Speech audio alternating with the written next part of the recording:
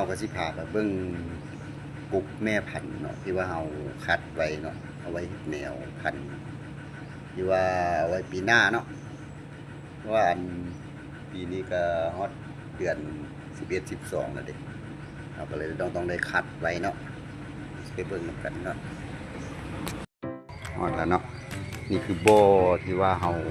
สิเอาไว้เฉพาะเพาะพันธุ์เนาะที่ว่าเฮาเฮ็ดไว้แล้วเฮาก็คัดไว้เนาะอันใดที่ว่าเป็นตาเฮ็ดพันธุ์กบหรือว่าหลีหมวกหรือว่าลูกออดเนาะเอาสิเบิ่งกันเนาะนี่คือบ่อเนาะบ่อที่ว่าเฮ็ดไว้เฉพาะนี่เฮ็ดว่าสิเอาจุงไว้จาก10 20คู่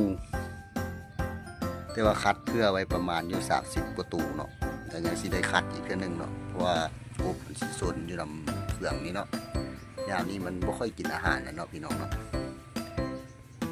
เอาเลือกเอาแต่ตัวที่มันสมบูรณ์อ้วนๆเนาะตัวแม่พันธุ์ที่มันอ้วนเอาใหญ่เอาสมบูรณ์เนาะเอาสิเอามาไว้นี่เนาะส่วนตัวที่มันบ่ค่อยสมบูรณ์เขาก็คัดไว้อีกบ่อหนึ่งคือว่านี่เนาะข้างนี่ก็มีเนาะนี่แล้วก็ยังมีอีกบ่ออยู่รูปมุมนี้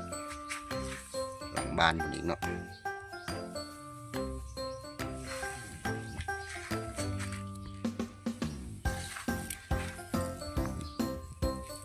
ว้าว